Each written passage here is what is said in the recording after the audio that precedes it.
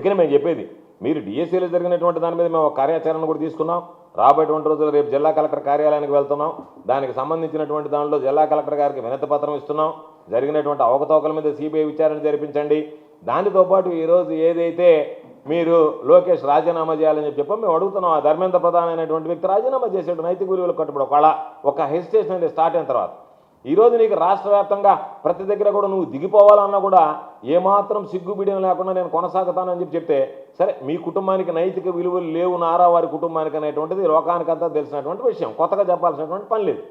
అందుకని ఈరోజు నాకు నైతిక విలువలు లేవు కాబట్టి, నీకు నైతిక విలువలు లేవు కాబట్టి, ఇంకొకటి నైతిక విలువలు పాటించాడు కాబట్టి దాన్ని అనుసరించమని అడుగుతున్నాం. మీకు నైతిక విలువలు ఉన్నామని చెప్పి భావించడంలే.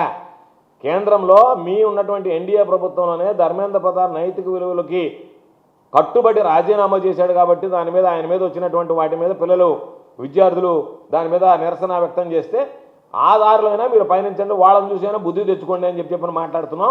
కాబట్టి ఇప్పటికైనా డిఎస్సీకి సంబంధించి వైఎస్ఆర్ కాంగ్రెస్ పార్టీ మొన్న జరిగినటువంటి కార్యక్రమంలో భారీగా యువత, విద్యార్థుల తల్లిదండ్రులు, వైఎస్ఆర్ కాంగ్రెస్ పార్టీ శ్రేణులు అందరూ కూడా పాల్గొని జయప్రదం చేయడం రాష్ట్ర వ్యాప్తంగా కూడా డిఎస్సీలో అవకతవకలు జరిగాయని ప్రజలు విశ్వసిస్తున్నారు. కాబట్టి భారీ స్పందన ఈరోజు ప్రజల్లో రావడం జరిగింది. వాళ్ళందరూ కూడా ఈ సందర్భంగా హృదయపూర్వకమైనటువంటి ధన్యవాదాలు తెలియజేస్తున్నాం మొన్న నిరసన ర్యాలీని జయప్రదం చేసినందుకు.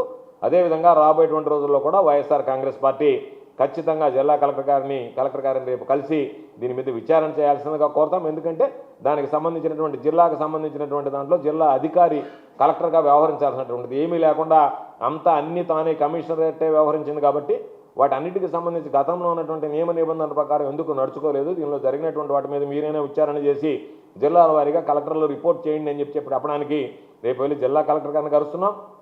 ఆ తర్వాత దాని మీద సదస్సులు ఏర్పాటు చేస్తున్నాం. విద్యావేత్తలు, మేధావులు, దానికి సంబంధించినటువంటి ఎవరైతే కోచింగ్ ఇచ్చినటువంటి వాళ్ళు ఉన్నారో ఆ అధ్యాపకులు అందరినీ కూడా తీసుకొచ్చి వాళ్ళ చేత ఉన్నటువంటి దాంట్లో ఎక్కడెక్కడ లోపాలు జరిగాయి, ఏ విధంగా లోపాలు జరిగాయి అనేటువంటిది కూడా ఈ ప్రజలకి సమాజానికి తెలియజెప్పడానికి ఒకరోజు ఒక సదస్సు నిర్వహిస్తున్నాం. దాని తర్వాత రిలే ఆదేశాలు, నియోజకవర్గాల వారీగా ర్యాలీలు ఈ ప్రభుత్వం మీద ఒత్తిడి పెంచి ఒకవేళ మీకు నైతిక విలువలు లేకున్నా ఈ ప్రభుత్వం ఈ ప్రజాస్వామ్య వ్యవస్థలో నిరసన తెలిపేటువంటి హక్కు ఉంది.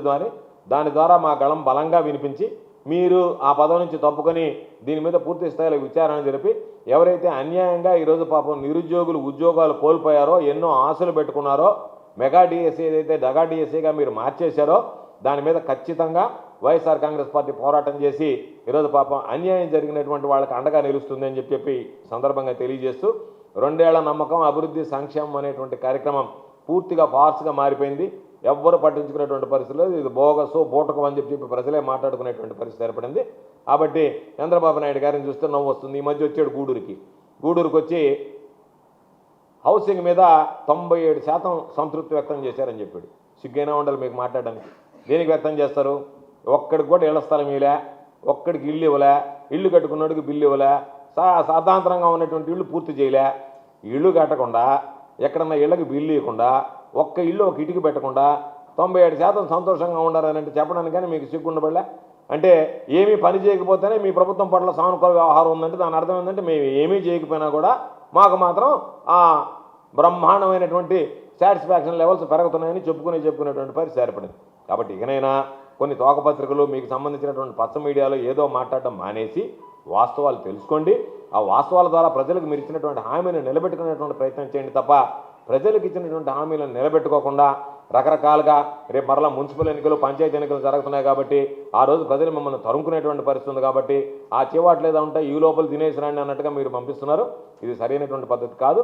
కాబట్టి ఇప్పటికైనా ఈ ప్రభుత్వం ప్రజల్లో వస్తున్నటువంటి స్పందన, ప్రజల్లో వస్తున్నటువంటి వ్యతిరేకతని గమనించి ఏదైతే మీరు ఎన్నికలకు ముందు ఇచ్చినటువంటి హామీలు ఉన్నాయో వాటన్నిటిని కూడా నిలబెట్టుకునేటువంటి విధంగా వ్యవహరించాలని వైఎస్ఆర్ కాంగ్రెస్ పార్టీ పక్షాన్ని మేము డిమాండ్ చేస్తాం.